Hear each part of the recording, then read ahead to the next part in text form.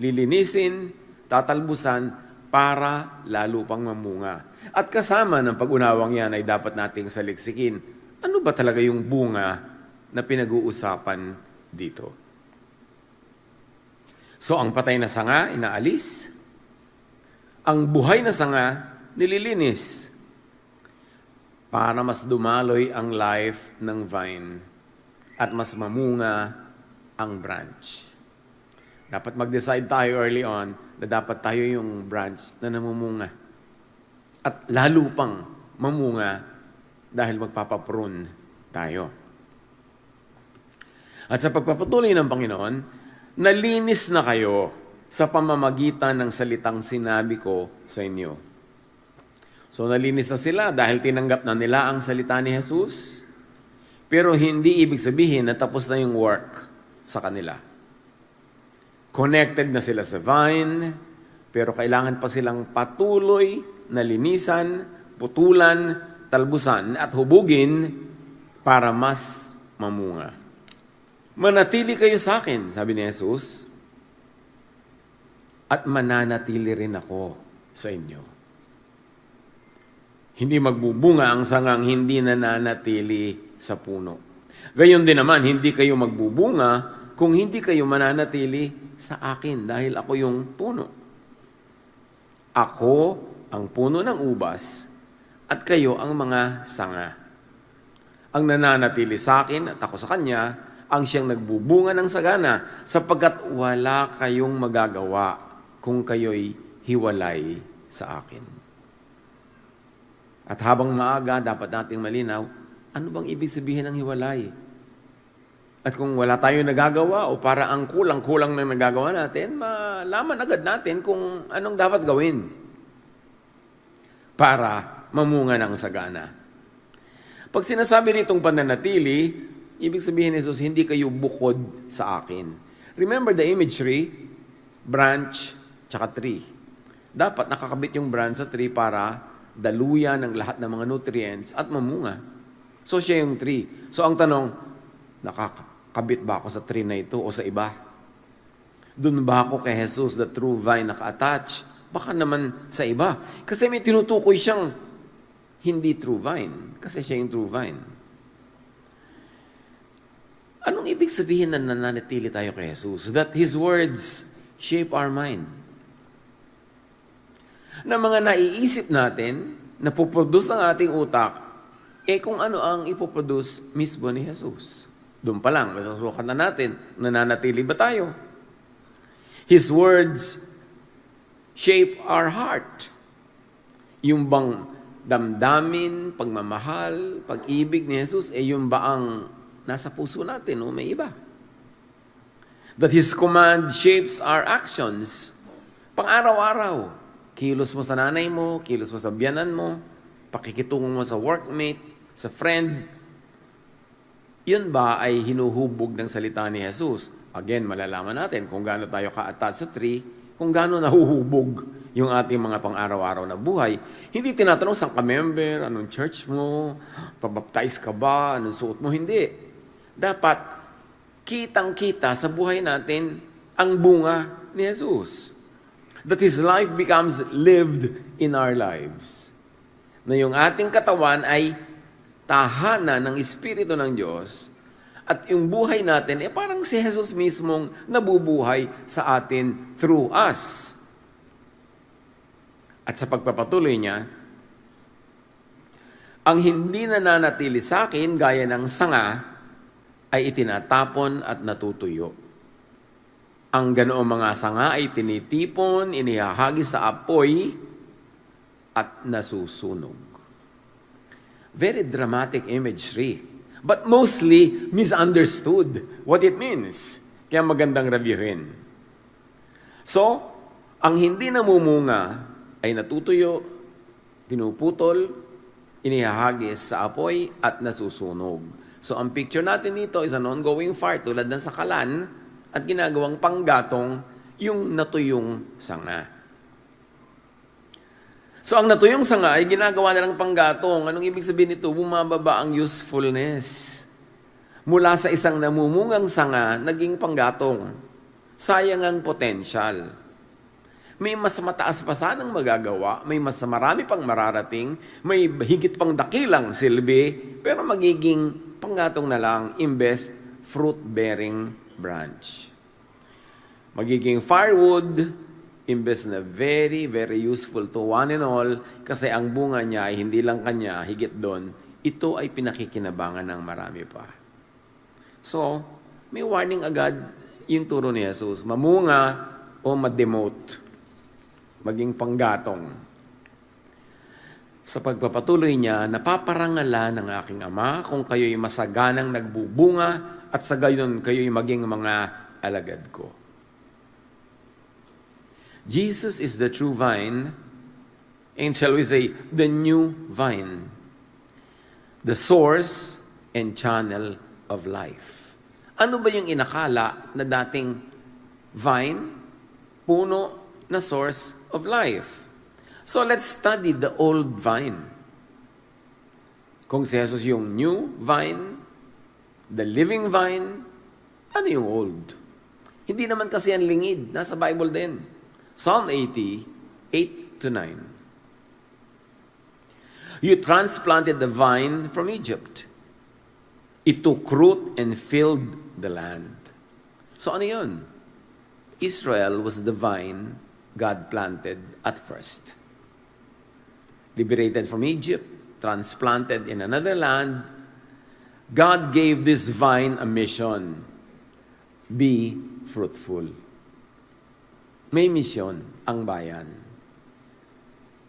Isaiah 42, 49, and 60 tells us about this. Be a light to the nations, so that God's way and salvation would be known beyond Israel. Yun ang calling ng plant na itinanim. Yun ang mission ng vine. Maging liwanag ng sanlibutan, maging instrumento ng kabutihan ng Diyos, ng kaligtasan, at ang lahat ng ito ay makilala, maitanghal sa buong sandaigdigan. The vine was not planted merely for nationhood, for selfish identity. The vine was planted for fruit. Justice and righteousness ang fruit na yon na hinahanap ng Ama sa vine. At ito ay dapat makita beyond Israel to the world. Isaiah 5, 1-2 also talks about the old vine. My loved one had a vineyard on a fertile hillside. Then he looked for a crop of good grapes, but it yielded only bad fruit. Ang tinutukoy pa rin ang bayang itinanim, Israel. Isaiah 5:7, the vineyard of the Lord Almighty is the nation of Israel. Ayan, hindi na kailangan interpretation. Ang linaw-linaw na. The vineyard of the Lord Almighty is the nation of Israel, and the people of Judah are the vines He delighted in. And He looked for justice, but saw bloodshed. For righteousness, but heard cries of distress. Sa Tagalog version, umasa siyang gagawa ito ng makatarungan. Ngunit sa halip ay naging mamamatay tao, panay pang-aapi ang kanilang ginawa. Ibinunyag na ito noon pa sa Isaiah. The fruit was that the harvest God sought. Namunga pero hindi inaasahan ng Ama. Now, that is the old vine problem. So yung vine na itinanim, hindi nag-deliver, and that became a problem. There may be leaves, like visible religion, a very loud visible religion, but the question of God remains, nasan ang fruit? Nasaan ang kabutihan, kabaitan, katarungan, nasaan ang kapayapaan? Kaya itinanim, para doon. The old vine failed its calling. The scriptures tell us that. Jeremiah 2, Hosea 10, Ezekiel 15, and others. The vine became corrupt. Religiously active, yes, but spiritually compromised, and fruitless enough to burn as fuel. Kasi ito yung tinutukoy na sangang susunugin. Very dramatically, Jesus enters the story. The background was the old vine that failed. At sabi ni Jesus, ako ang tunay na puno ng ubas. Lumilinaw na sa atin kung ba't siya ang tunay na puno. The vine in John 15 tells us this. Jesus fulfills the Father's vine project. So ang iniutos, ipinapagawa sa bayang Israel, kaya itinanim doon ay para mamunga, nabigo, hindi naman nagbunga. Now Jesus comes into the picture and fulfills the Father's vine project. Sabi ng Ezekiel 34, 11 to 12 and 16, I myself will search for my sheep, sabi ng Ama, and look after them. I will search for the lost and bring back the strays. I will bind up the injured and strengthen the weak. I will shepherd the flock with justice. At dito naman pumasok si Jesus na sinabing, I am the good shepherd. Dahil siya rin yung tumupad ng gustong mangyari ng Ama na ma-shepherd ang bayan, hindi lang ang Israel, kundi ang buong daigdig, na nag-fail na naman yung bayan na yun para gawin yun. Kaya si Jesus yung naging true vine at pagkatapos siya pa rin yung naging shepherd, the good one. Siyempre, kung may good one, merong bad one. Siya ang sinabing, I am the light of the world kasi merong darkness. Kaya yung mga sinasabi ni Jesus, mga I ams, na pinag-aaralan natin itong mga nakaraang panahon, ay puro may tinatamaan, may nire-rebuke, may ibinubunyag. Pag sinabi ni Jesus at I am the light, na-expose yung darkness. I am the true vine, na-expose yung false vine. I am the good shepherd, na-expose yung bad shepherd. Kaya kailangan nating harapin ang itinuturo ng Scripture tungkol dyan para natin mapakinabangan. And in our very, very personal case, para tayo maging mga sangang namumunga at hindi maputol at maging panggatong. The vine in John 15 and the fruitless fig tree in Mark 11 are not decorative garden images. Matatandaan natin yung fig tree. Ang dami nagtatanong doon, bakit hinahanapan ni Jesus ng bunga yung fig tree na puro dahon at nung walang bunga, the fig tree was cursed and the fig tree, the following day, died. At sabi ng mga disciples, Lord, yung pong puno na pinagalitan nyo, ayun, tuyo na, namatay. Magkakakambal tong mga kwento na to. Nung failed vine sa Old Testament, itong vine na sinasabi ni Jesus, at pati yung fig tree, pinapakita niya yung talagang lesson na ito. These themes, these motifs of the vine, of the fig tree, are covenant warnings, fulfillment announcements, and life and death teaching. Hindi lang ito magandang kwento ng agriculture or horticulture or gardening. Yun ang ginamit na metaphor, springboard ng discussion, but the story doesn't stop there. So enter Jesus, John 15:1, I am the true vine and my Father is the gardener. Ibig sabihin, project pa rin ito ng Father. Kasi di ba, project nga ng Father yung magtanim ng mamumunga dapat na bayan, pero hindi namunga. So si Jesus na ang dumating para gawin yung mission. Jesus is the true vine who fulfills what the old vine failed to bear. Fruits of goodness, righteousness, kindness, justice to the world, to the nations. And the Father was so disappointed. Sabi niya, hindi yan lang nakita ko nung hinanapan ko kayo ng bunga. Kaya sabi ni Jesus, not I am a vine, but I am the true vine. That word, true, carries the fresh insight of the message. Israel was the old vine by calling, by mission, by design. But Jesus is the true vine by fulfillment. Sa actual accomplishment, naganap, na-accomplish, si Jesus ang naging true vine. John 15, Isaiah 5, and Ezekiel 15 also echo these realities. Life is in attachment to Jesus, the true vine, not to the old vine judged for fruitlessness. This early we ask, saan ba ako naka-attach? Saan ako humuhugot ng spiritual life? Saan ako humuhugot ng lakas, ng katotohanan, ng katuruan? Saan ako humuhugot ng mga ideya na ipapamuhay sa buhay ko? Sa true vine o sa old vine that failed? Jesus fulfills what was at first Israel's calling and mission. But now, he stands up to the calling and does it. Matthew 5, Romans 15, and Isaiah 49 echo these teachings. Jesus fulfills God's earlier purpose and opens salvation to the world para sa buong sangkatauhan. Jesus opens to the nations what had become confined within Israel's religious identity, within Israel's temple confidence and presumed national privilege. Hindi kasi ibinahagi sa buong mundo ito sinarili nila. Bumukod, humiwalay, at kinanya na lang yung dapat sana ibinabahagi sa buong mundo.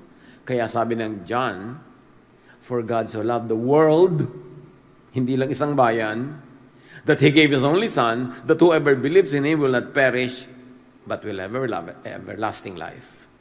And then verse 17 says, the Father sent the Son not to judge the world, not to condemn the world, but to save it. Jesus recenters the people of God around Himself. Dinala ni Jesus ang sangkatauhan sa paligid niya, within His reach, and within the world's reach, nandun siya sa gitna. Not under Israel's priests, teachers of the law, and Pharisees. That is the immediate religious implication of that. Sabi niya, ako yung true vine, sa akin kayo kumapit. Huwag dyan.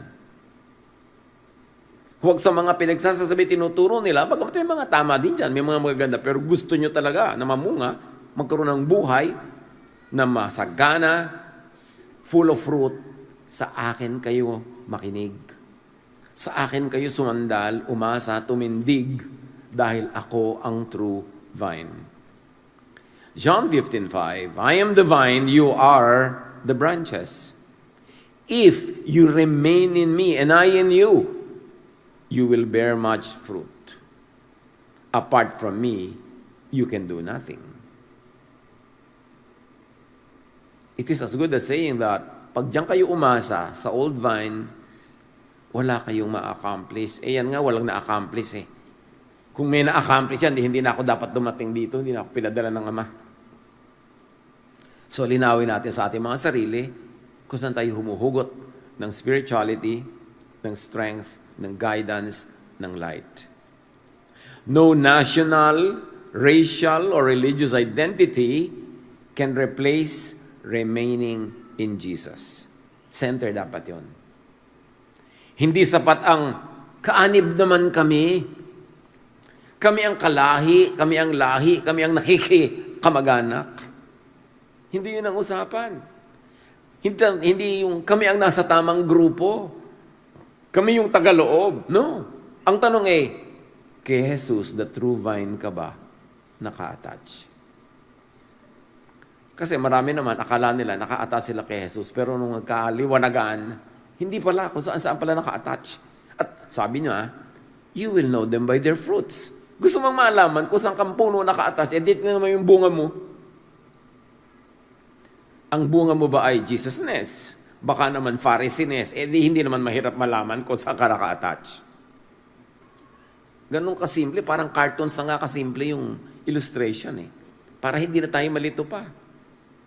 Ang buhay ng sanga ay hindi galing sa group label, corporate identity, kundi sa personal attachment ng individual sa puno. At hindi ito by group, hindi by lahi, hindi by nation, hindi by corporate assembly, individual, personal. And the Father remains the gardener. Jesus is very quick to clarify the continuity. Hindi napalitan kung sino ang tunay na nasa likod ng lahat ng ito. Ang Ama pa rin. Pinalitan lang yung vine. Sends the true vine because the old vine didn't do the work it was supposed to do. John 15, 1-2, ang aking Ama ang tagapag-alaga. Inaalis niya ang bawat sangang hindi nagbubunga. So we zero in on that. Paano ba nagbubunga? Ano ba ang bunga? At paano malalamang hindi ka pala namumunga?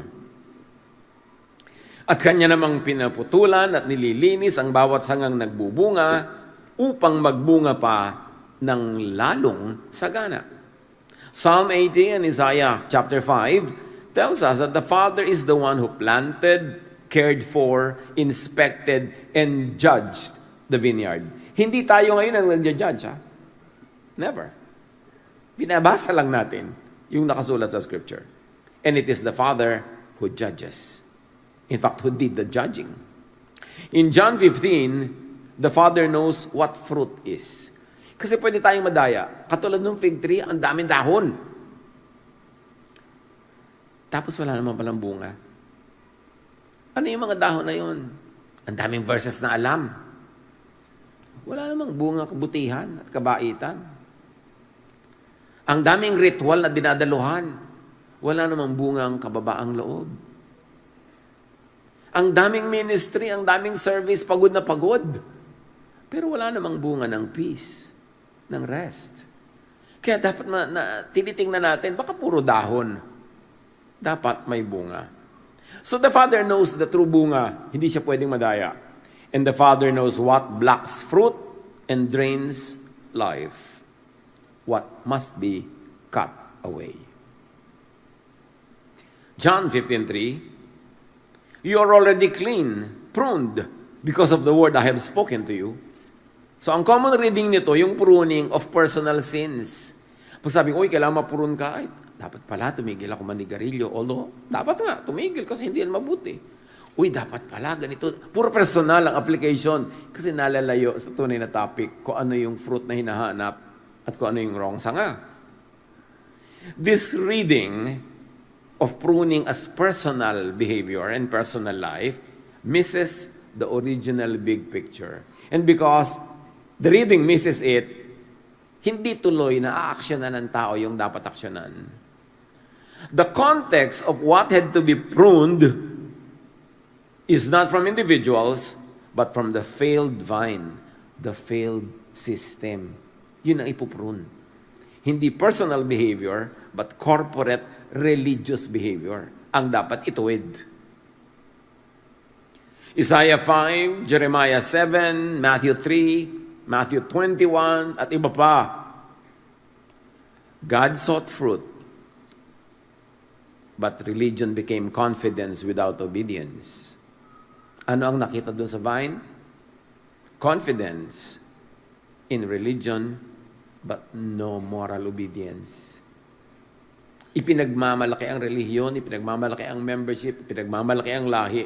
Pero pag tiningnan mo ang mga asal, mga ugali, sabi niya, anong nakita daw ng Diyos? Lagi kayong mga mamamatay tao, puro kaapihan, puro hibik, iyak ng mga kinakawawa. May angas sa templo, pero walang pangingimi sa Diyos. Yan ang natagpuan nung hinanapan ng bunga yung vine. Religion became ancestry without repentance. May pinagmamalaking pinagmulan at lahi pero walang pagbabagong loob. Religion became office and ministry without fruit. At hanggang ngayon, maraming ganito. May hawak na tungkulin at titles, maraming pera at kapangyarihan, pero walang bungang kabutihan, kabaitan, katarungan at katuwiran. Ang problem ay hindi kakulangan ng religious identity. Ang dami nga eh. Ang problem ay religious identity na hindi fruit, hindi blessing sa kapwa. Blessing ka ba sa world? Yun ang tanong. Kasi yung fruit, hindi naman para sa puno yun eh, para yun sa pipitas. So pag sinasabing kailangan namumunga ka, hindi para sa sarili, para may mapitas ang mga tao sa paligid. Yun ang fruit. Yung nagugutom, napapakain. Yung dehydrated, nakakakain ng fruit laden with water. Yun ang tree. Yung mga walang masilungang ibon at mga iba pang nilalang, nakakasilong sa mga dahon, kakadapo sa mga sanga. Kaya yun ang tree na gusto ng Ama. May pakinabang ba sa iyo ang mundo? Nakakatulong ka ba? Blessing ka ba? Kasi kung ang dami-dami mong fruit, pero pang sarili mo lang, aanin mo yun. Yun ang old vine na natuyot. Ito yung fig tree na puro dahon pero walang bunga. Bakit siya nag-wither at namatay? Sinabi na sa Ezekiel pa lang Tagal-tagal nang nauna yung kwento nun Kaya nung dumating si Jesus, dapat yung mga mulat, sinabing, ay, eto na, yung true vine. Dapat dito na tayo. Pero hindi, pinatay pa nga nila Nireject nila.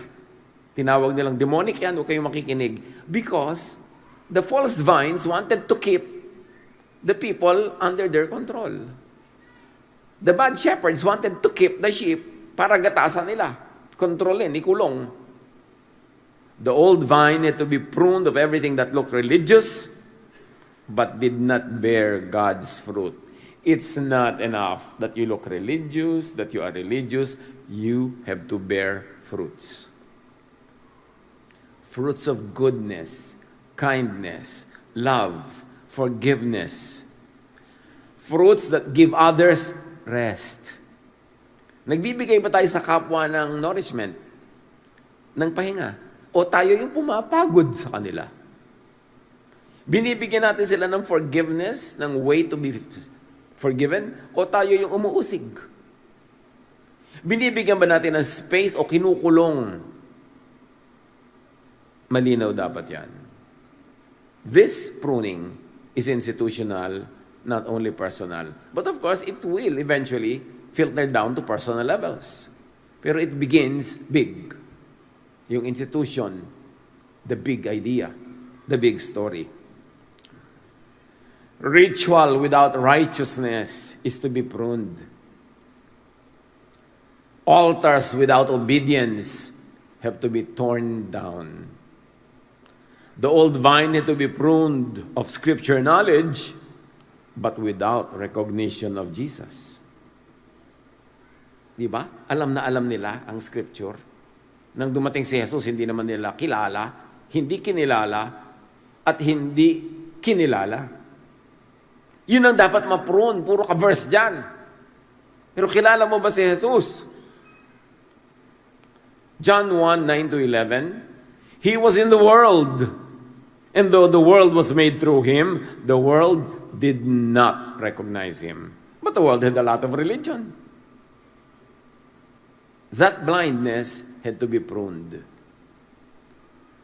Tulad nung man born blind, sabi ng mga disciples kay Jesus, sino po may kasalanan? Bakit blind to?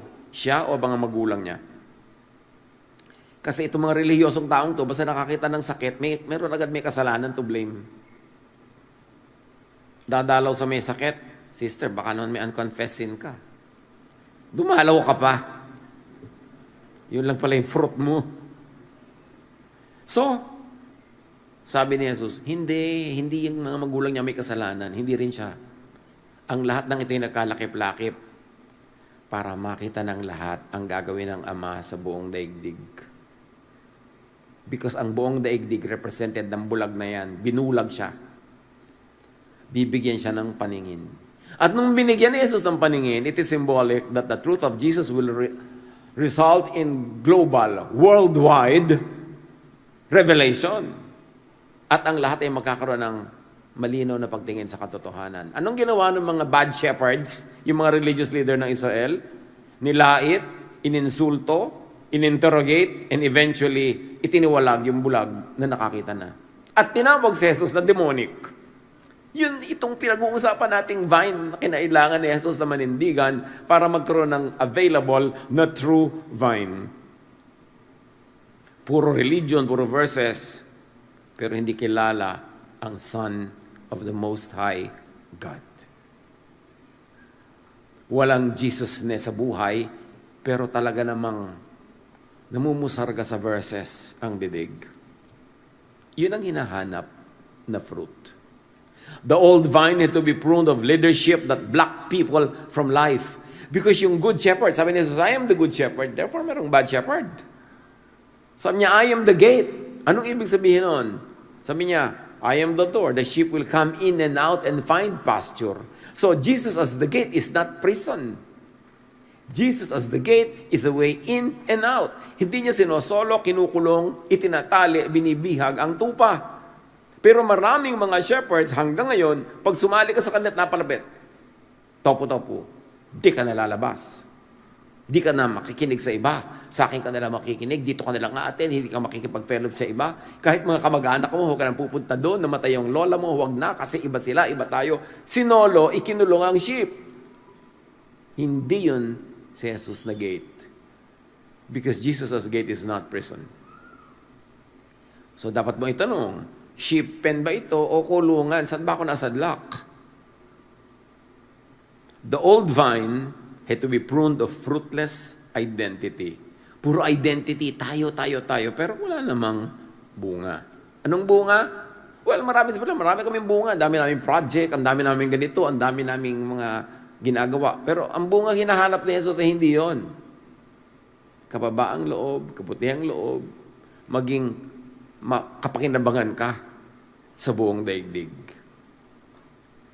Matthew 3:8-9, sabi ni John the Baptizer, produce fruit in keeping with repentance, and do not say, we have Abraham as our father. Kasi yun ang pinagmamalaki ng mga Israelites na apo sila ni Abraham. At ng kung sino-sino pa. Sabi ni John, huwag niyong mauungkat sa akin yung apo kayo ni Abraham. Ang atupagin niyo, mamunga kayo ng hinahanap ng Diyos. Kagandahang loob, hindi ganyang yabang. Hindi pagmamalaki. Kabutihan. So, tigilan ng racial claims, ang superiority, dahil hindi yan ang bungang hinahanap ng Ama. Ba't natin ito pinag-aaralan? Para maipwesto natin ang mga sarili natin in the scheme of things. Because we are surrounded by all kinds of vines like this. Tiyakin naman natin na nakakakapit tayo sa kay Jesus talaga at malalaman sa bunga. God cleanses His vine project by bringing everything to its true vine, Jesus. Life is only in connection to Jesus. John 15:4-5, remain in me as I also remain in you. No branch can bear fruit by itself. It must remain in the vine. Kami magtataka, ba't tagal-tagal ko nag-Bible study pero napakabugnutin ko pa rin, wala pa rin akong tiyaga, magagalitin pa rin ako. Bakit hindi ako manaig sa mga tukso? Baka naman hindi ka nakakabit sa vine. Kasi kung nakakabit ka, mamumunga ka daw ng tama . So wag nating bulagin natin sarili, wag tayong magbulag-bulagan, wag nating itago ang katotohanan. Huwag takpan ng sugat na kailangan niyan buksan, itanghal para malanggas at magamot. Kailangan maging prangka tayo sa ating sarili. Ano bang bunga ko? Anong nakikita sa akin? Para malaman ko kung saan ako naka-attach. Kasi baka buong buhay, akala mo naka-attach ka sa true vine, yung pala sa iba. Neither can you bear fruit unless you remain in me, sabi ni Jesus. I am the vine, you are the branches. If you remain in me and I in you, you will bear much fruit. Apart from me, you can do nothing. So ang project natin, una, tiyakin na kay Jesus naka-attach. At pag nakita na natin, oo nga, naka-attach ako, magpa-prune sa Ama. Not only of personal habits, personal things, but also of big religious issues. Dapat mapurun yun kasi yun ang hadlang para dumaloy ang buhay through the vine, Jesus. Christian life, Jesusness, is not institutional belonging. Hindi kung saan kakabilang. It's not historical continuity. It's not correct labeling na ito ang pangalan mo. Hindi nadadaan yun doon. Christian life or Jesusness is visible life and fruit of Jesus in the branches, in the believers. Na pag nakita ng mga tao, ang ginagawa mo sa, walang duda, bunga ito ni Jesus. Walang duda, kay Jesus siya naka-attach. Yung sasabihan ka ng tita mo, yan ba ang Christian? Although hindi naman lahat ng ganong mga paratang at parunggit tama, pero minsan may point, dapat pakinggan. Hindi bumubula ang bibig mo sa dami ng verses. Pagkatapos, masasabihan ka ng ganun. John 15:8, this is to my Father's glory, that you bear much fruit, showing yourselves to be my disciples. Ibig sabihin, visible Jesusness is what should be seen in you, and then the Father will be glorified. Christian life or Jesusness is incarnation of Jesus in His disciples, in us. Para bang nabuhay siya sa atin.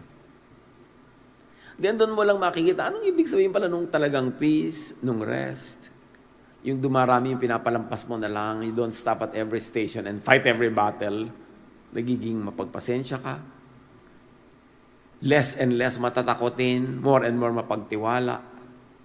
Yun ang mga bunga.